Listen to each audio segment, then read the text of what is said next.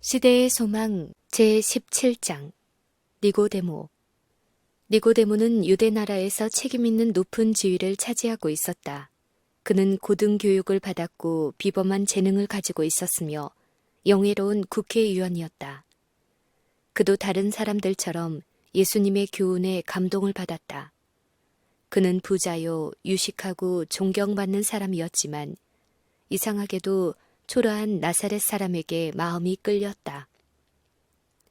구주의 입에서 나온 교훈들은 그에게 큰 감명을 주었으며 그는 이 놀라운 진리에 대하여 더 많이 배우기를 원하였다. 그리스도께서 성전을 정결하게 하면서 행사하신 권위는 제사장들과 관원들의 결정적인 증오심을 불러일으켰다. 그들은 이 이상한 사람의 능력을 두려워하였다. 미천한 갈릴리 사람의 그러한 대담한 행동은 용인할 수가 없었다. 그들은 그분의 사업에 종지부를 찍기 위해 열중하였다. 그러나 모두가 이 음모에 찬성한 것은 아니었다. 어떤 이들은 그렇게도 뚜렷이 하나님의 영의 감동을 받아 움직이는 그분을 반대하는 것을 두려워하였다. 그들은 이스라엘의 지도자들의 죄악을 책망하므로 선지자들이 어떻게 죽임을 당하였는지를 기억하였다. 그들은 유대인들이 이방 나라에 종살이를 한 것은 하나님의 견책을 거절한 그들의 완고함의 결과였음을 알고 있었다. 그들은 제사장들과 관원들이 예수님을 모함하여 그들의 조상의 발자취를 따르므로 그 결과 나라에 새로운 재앙이 임하게 될 것을 두려워하였다. 니고데모도 이런 생각에 동감이었다. 사내들인 회의에서 예수님에 대해 취해야 할 조치를 강구하고 있을 때 니고데모는 주의와 자제를 조언했다. 만일 예수께서 진실로 하나님께로부터 권위를 부여받았다면 그분의 경고를 거절하는 것은 위험한 일이 될 것이라고 주장했다. 제사장들은 감히 이 권고를 무시하지 못했으며 한동안은 구주께 대항하는 공공연한 조치를 취하지 않았다. 니고데모는 예수님의 말씀을 들은 이래로 메시아에 관한 예언들을 열심히 연구했다. 연구하면 할수록 이분이 바로 오시기로 되어 있었던 바로 그분임을 더욱 굳게 확신하게 되었다. 이스라엘의 많은 사람들과 같이 그도 성전의 모독 행위를 보고 크게 애통해야 했었다. 그는 예수께서 매매하는 자들을 쫓아내실 때에 그 광경을 목도하였다. 그는 거룩한 능력의 놀라운 현실을 보았다. 그는 구주께서 가난한 자들을 받아들이고 병자들을 고치시는 것을 보았다. 그는 그들의 기쁜 표정을 보았으며 그들이 찬송하는 말을 들었다. 그리하여 그는 나사렛 예수님이 하나님께서 보내신 자임을 의심할 수가 없었다. 그는 예수님과 면담하기를 심히 원하였으나 그분을 공개적으로 찾는 것을 꺼려하였다. 유대의 관원으로서 아직까지 그다지 알려지지도 않은 일개 교사에게 공명하고 있음을 자인한다는 것은 너무나 굴욕적인 일이 될 것이었다. 그리고 그가 찾아간 것을 사내들인에서 알게 되면 그들의 조롱과 비난을 받게 될 것이었다. 그는 은밀하게 면담하기로 결심하였으며 만일 자기가 개인적으로 찾아간다면 다른 사람들이 자신의 모본을 쫓게 될 것이라는 근거에서 이 회견을 변명하였다. 감람산에 있는 구주의 휴식처를 특별히 물어서 한 다음에 그는 도시가 잠이 들어 조용해질 때까지 기다렸다가 예수를 찾아갔다. 니고데모는 그리스도 앞에서 이상한 수줍음을 느꼈으나 그것을 태연하고 위험 있는 모습으로 감추려고 애썼다. 그는 랍비여, 우리가 당신은 하나님께로서 오신 선생인 줄 아나이다. 하나님이 함께 계시지 아니하면 당신의 행하시는 이 표적을 아무라도 할 수 없음이니이다. 라고 말했다. 그리스도께서 교사로서 가지신 드문 재능과 이적을 행하시는 놀라운 능력을 말하므로 그는 면담의 실마리를 찾으려고 하였다. 그는 그 말로 확신을 나타내고 신임을 얻으려고 계획했지만 사실 그 말은 불신을 나타내었다. 그는 예수님을 메시아로 인정하지 않고 하나님께서 보내신 일개 교사로 인정하였다. 예수께서는 이 인사의 말을 인정하는 대신에 마치 그의 마음속을 들여다보는 것처럼 니고데모에게 시선을 고정시키셨다. 그분께서는 당신의 무한하신 지혜로 당신 앞에 서 있는 자가 진리의 탐구자임을 아셨다. 그분은 이 방문의 목적을 알고 니고데모의 마음속에 이미 자리 잡은 확신을 더욱 깊게 하고자 엄숙하나 친절하게 직접 요점을 말씀하셨다. 진실로 진실로 내게 이르노니 사람이 거듭나지 아니하면 하나님 나라를 볼 수 없느니라. 니고데모는 그분과 더불어 토론할 생각을 하면서 주께로 왔었으나 예수께서는 진리의 근본 원칙을 적나라하게 드러내셨다. 예수께서는 니고데모에게 그대가 필요로 하는 것은 이론적인 지식보다 영적 중생이다. 그대는 그대의 호기심을 만족시킬 것이 아니라 새로운 마음을 가져야 한다. 그대가 하늘의 사물을 인식할 수 있으려면 먼저 위로부터 오는 새 생명을 받아야 한다. 모든 것을 새롭게 하는 이 일이 일어나기 전에는 그대가 나와 더불어 나의 권위와 사명에 대해 토론할지라도 그것은 구원의 유익을 가져다 주지 못할 것이라고 말씀하셨다. 니고데모는 침례 요한이 회개와 침례에 대하여 전파하며 사람들에게 성령으로 침례를 주리라는 분을 가리키는 말을 들었다. 니고데모 자신도 유대인들에게 영성이 부족하다는 것과 그들이 대체로 편협하고 세속적인 야심의 지배를 받고 있다는 것을 알고 있었다. 그는 메시아가 오실 때에는 사물의 형편이 더 나아지기를 바랬다. 그러나 침례 요한의 마음을 감찰하는 기별도 그에게 죄를 자각시키는 역사를 이루어내지 못했다. 그는 엄격한 바리새인이었고 자신의 선한 행위를 자랑하였다. 성전의 봉사를 받드는 일에 있어서 그의 자선과 관대함이 높이 평가되었으므로 그는 자신이 하나님의 은총을 받고 있다고 생각했다. 그런데 지금의 상태에서는 하늘나라가 그에게는 너무 깨끗하여 들어가 볼 수 없다는 생각에 깜짝 놀랐다. 예수께서 사용하신 거듭남에 대한 비유는 니고데모에게 전혀 낯선 것은 아니었다. 이교에서 이스라엘 신앙으로 개종한 자들은 흔히 방금 태어난 아이들로 비유되었다. 그러므로 그는 그리스도의 말씀을 문자 그대로 해석해서는 안 된다는 것을 마땅히 알아차렸어야 했다. 그러나 자기는 이스라엘인으로 태어났으므로 하나님의 나라에서의 한 자리는 분명히 보장되어 있다고 생각했다. 그는 자신이 변화할 필요가 없다고 생각했다. 그러므로 구주의 말씀을 들었을 때 놀랐던 것이다. 그는 그 비유의 말을 자기 자신에게 밀접하게 적용하는 것에 화가 났다. 바리새인의 교만이 진리를 탐구하는 자의 정직한 욕망과 싸우고 있었다. 그는 그리스도께서 이스라엘의 관원이 된 자신의 지위를 존중하지 않고 평소처럼 자신에게 말씀하시는 것을 이상히 여겼다. 니고데모는 놀라서 침착성을 잃고 풍자가 가득 섞인 말로 그리스도에게 대답하였다. 사람이 늙으면 어떻게 날 수 있겠삼나이까. 예리한 진리가 양심을 찌를 때 많은 사람들이 하는 것처럼 니고데모도 육에 속한 사람은 하나님의 성령의 일을 받지 않는다는 사실을 드러냈다. 그의 마음속에는 신령한 것에 반응하는 것이 없었는데 이는 신령한 일은 신령한 것으로 분별되기 때문이다. 그러나 구주께서는 논쟁을 논쟁으로 대하지 않으셨다. 그분께서는 엄숙하고도 조용한 위엄을 가지고 손을 드시면서 진리를 더욱 확신 있게 강조하셨다. 진실로 진실로 내게 이르노니 사람이 물과 성령으로 나지 아니하면 하나님 나라에 들어갈 수 없느니라. 니고데모는 그리스도께서 물로 침례를 받는 일과 하나님의 영으로 마음을 새롭게 하는 일을 언급하고 계신다는 사실을 알았다. 그는 자신이 침례 요한이 예언하던 분 앞에 있음을 확신하였다. 예수께서는 계속해서 말씀하셨다. 육으로 난 것은 육이요 성령으로 난 것은 영이니 본성적으로 사람의 마음은 악하다.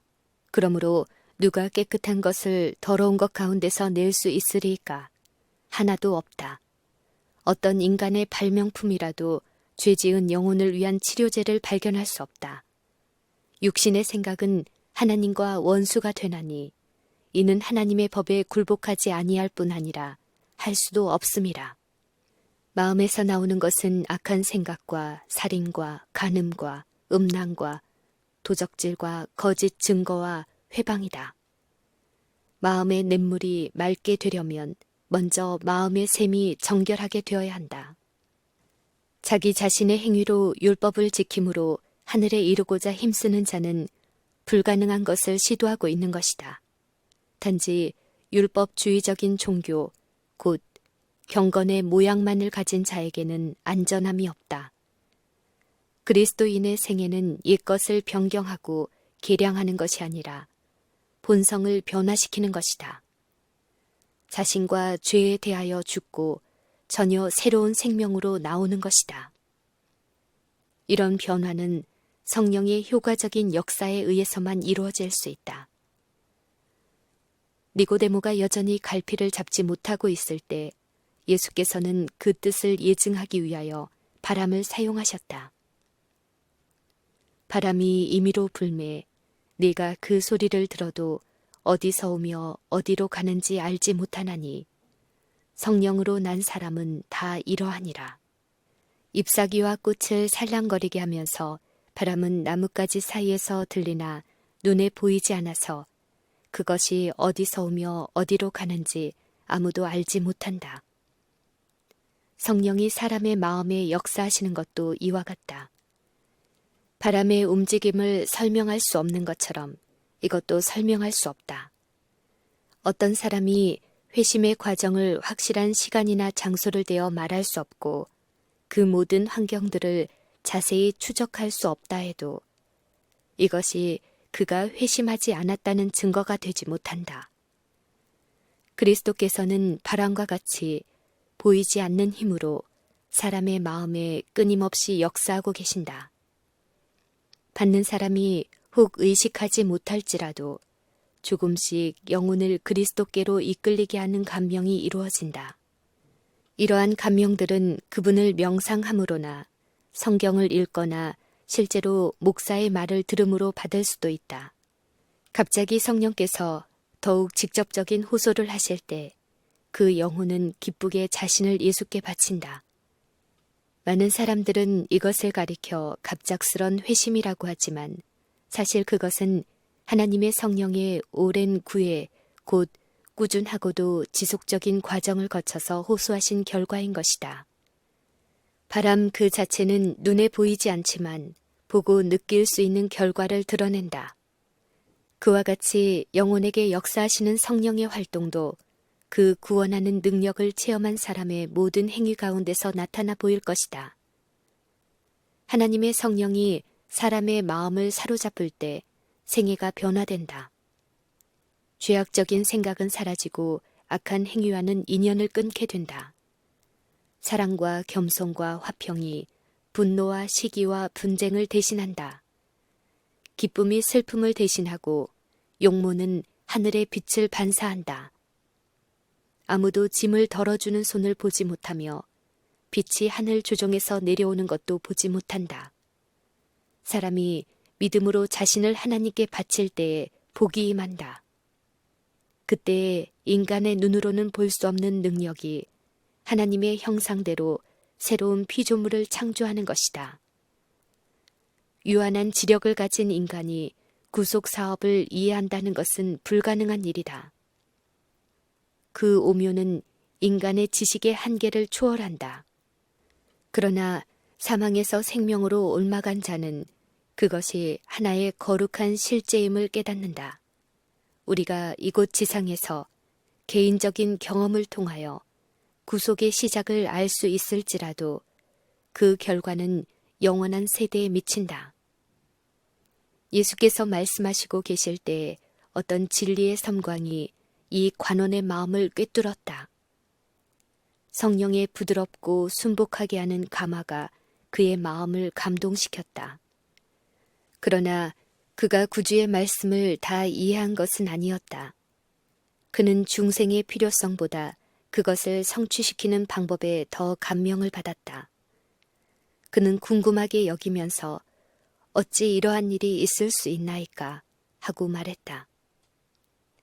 너는 이스라엘의 선생으로서 이러한 일을 알지 못하느냐고 예수께서 물으셨다. 확실히 백성들의 종교적인 교훈을 맡은 자가 그렇게 중요한 진리에 대하여 무지해서는 안 되었다. 예수님의 말씀은 곧 니고데모가 명백한 진리의 말씀에 화를 내는 대신 영적으로 무지한 자신에 대하여 깊은 겸손의 태도를 가져야 한다는 교훈을 전달했다. 그리스도께서는 매우 엄숙한 위엄으로 말씀하셨으나 표정과 목소리에 지극한 사랑을 나타내셨으므로 니고데모는 자신의 수치스러운 형편을 깨달았을 때에도 성내지 않았다. 그러나 예수께서 지상에서의 당신의 사명은 세상 나라를 세우는 것이 아니라 신령한 나라를 세우는 것임을 말씀하시자 니고데모는 듣고 마음에 근심하였다. 예수께서는 이것을 아시고 이어서 말씀하셨다. 내가 땅의 일을 말하여도 너희가 믿지 아니하거든 하물며 하늘 일을 말하면 어떻게 믿겠느냐. 만일 니고데모가 사람의 마음에 끼치는 은혜의 역사를 예증하는 그리스도의 교훈을 받아들일 수 없다면 그분의 영광스러운 하늘나라의 성결을 그가 어찌 이해할 수 있겠는가. 그리스도의 지상 사업의 본질을 분별하지 못한다면 그는 그분의 하늘 사업도 이해할 수 없을 것이다.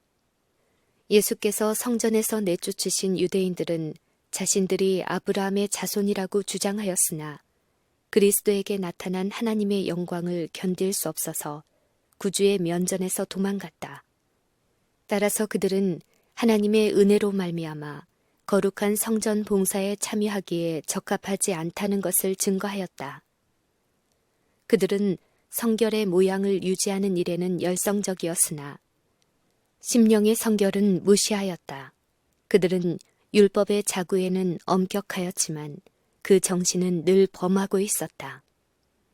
그들의 큰 필요는 그리스도께서 니고데모에게 말씀하신 바로 그 변화, 곧 새로운 도덕적 탄생, 죄로부터의 정결함, 지식과 성결의 쇄신이었다.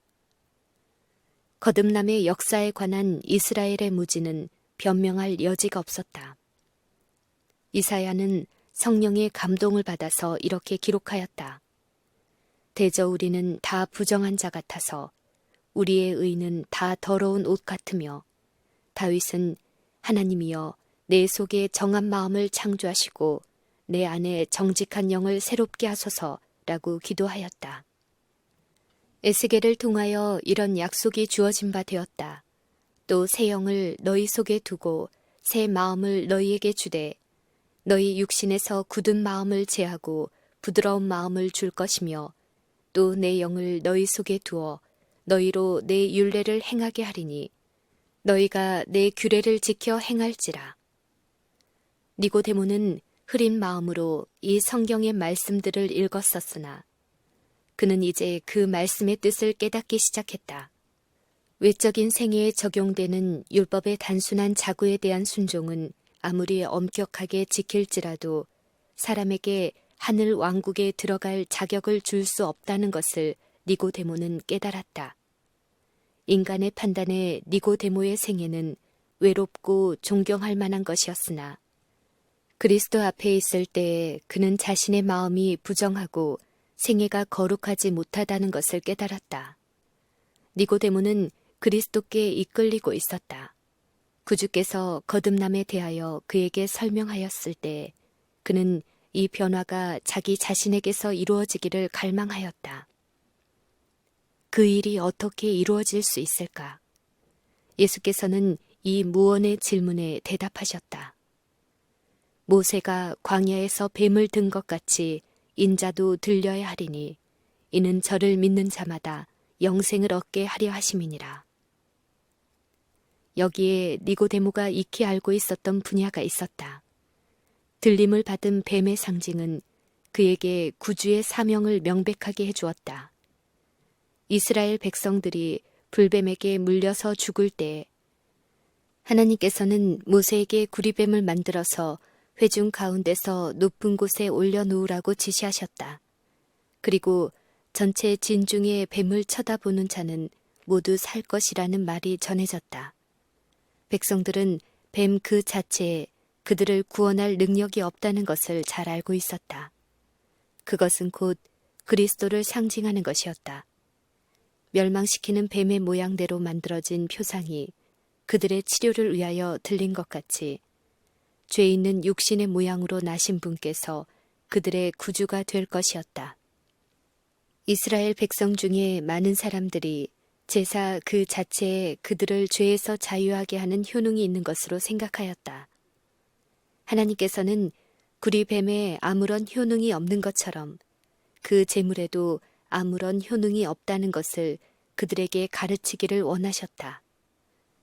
그것은 그들의 마음을 구주께로 인도하기 위한 것이었다.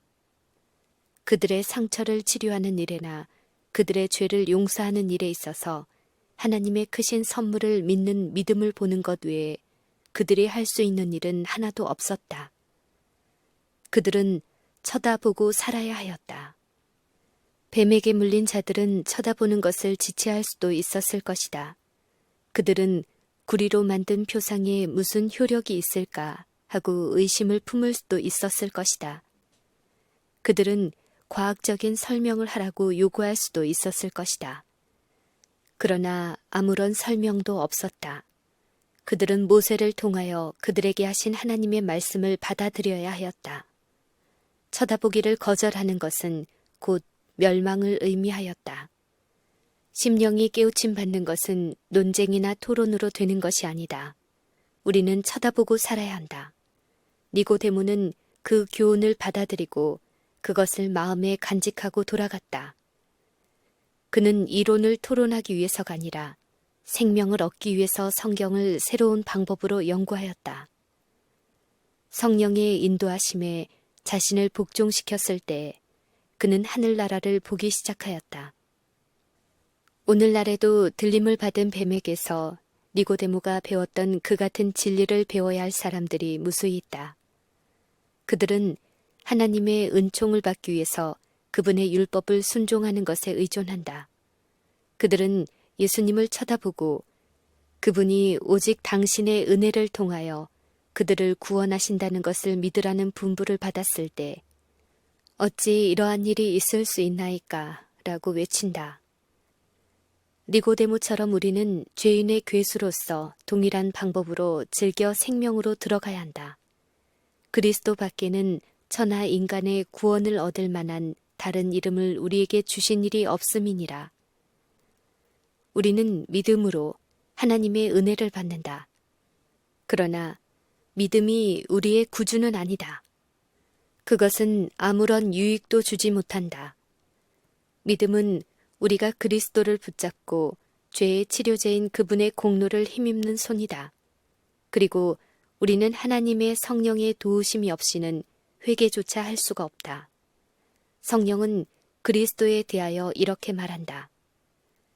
이스라엘로 회개하게 하라. 죄사함을 얻게 하시려고 그를 오른손으로 높이사 임금과 구주를 삼으셨느니라. 용서가 분명히 그리스도에게 오는 것처럼 회개도 그리스도에게서 온다. 그러면 우리는 어떻게 구원을 받을 수 있는가? 모세가 광야에서 뱀을 든 것 같이 인자도 들린 바 되었으니 뱀에게 속고 물린 자마다 쳐다보고 살 수 있다. 보라, 세상 죄를 지고 가는 하나님의 어린 양이로다. 십자가에서 비추는 빛은 하나님의 사랑을 드러낸다. 그분의 사랑은 우리를 그분께로 이끌어준다. 만일 우리가 이 이끄심에 저항하지 않는다면 구주를 십자가에 못 박게 한 죄를 회개하는 가운데 십자가 밑으로 인도함을 받을 것이다. 그때에 하나님의 영께서 믿음을 통하여 사람의 심령에 새 생명을 낳는다. 사상과 욕망은 그리스도의 뜻에 순종하게 된다. 마음과 정신은 우리들 속에 역사하여 모든 것을 당신께 순종하게 하는 그분의 형상으로 새로 지음을 받는다. 그때의 하나님의 율법이 마음과 정신에 기록되며 우리는 그리스도와 더불어 나의 하나님이여 내가 주의 뜻을 행하기를 즐기나이다 라고 말할 수 있게 된다.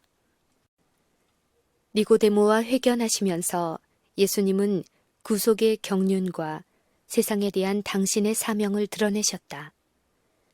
예수께서 그 후에 하신 설교 말씀 가운데 하늘나라를 유업으로 받을 모든 사람들의 마음속에 이루어져야 할 필요가 있는 과업을 그처럼 완전하게 단계적으로 설명하신 경우는 이 외에는 없다. 예수께서는 봉사를 시작하는 바로 그 시초에 사내들인의 일원, 곧 감수성이 가장 예민한 마음을 지닌 백성들의 임명된 선생에게 이 진리를 공개하셨다. 그러나 이스라엘의 지도자들은 그 빛을 환영하지 않았다. 니고데모는 그 진리를 마음속에 숨겨두었으므로 3년 동안 밖으로 나타난 결과는 거의 없었다. 그러나 예수께서는 당신께서 씨를 뿌릴 수 있는 밭을 잘 알고 계셨다. 밤에 고적한 산에서 한 사람의 청중에게 하신 그 말씀은 상실되지 않았다. 니고데모는 한동안 그리스도를 공개적으로 시인하지는 않았지만 그분의 생애를 주목하고 그분의 교훈을 숙고하였다. 그는 사내들인 회의에서 예수님을 죽이려는 제사장들의 음모를 거듭거듭 좌절시켰다. 예수께서 마침내 십자가에 달리셨을 때 니고데모는 감람산상의 교훈, 곧 모세가 광야에서 뱀을 든 것 같이 인자도 들려야 하리니 이는 저를 믿는 자마다 영생을 얻게 하려 하심이니라 라는 교훈을 기억하였다. 그 은밀한 회견에서 비춰오는 빛이 갈바리 위의 십자가를 환히 비췄으며 니고데모는 예수님이 세상의 구주이심을 보았다. 주께서 승천하신 후 제자들이 핍박을 받아 흩어졌을 때 니고데모는 담대하게 전면에 나섰다. 그는 유대인들이 그리스도께서 돌아가시면 소멸될 것으로 얘기하였던 어린 교회를 받들기 위하여 자신의 재물을 사용하였다. 위기에 봉착했을 때 그렇게도 조심스럽고 의심이 많던 그는 바위처럼 굳세게 서서 제자들의 믿음을 격려하고 복음 사업을 진척시키기 위하여 재물을 공급하였다. 그는 전에 자기에게 경의를 표하던 자들에게 조롱과 박해를 받았다.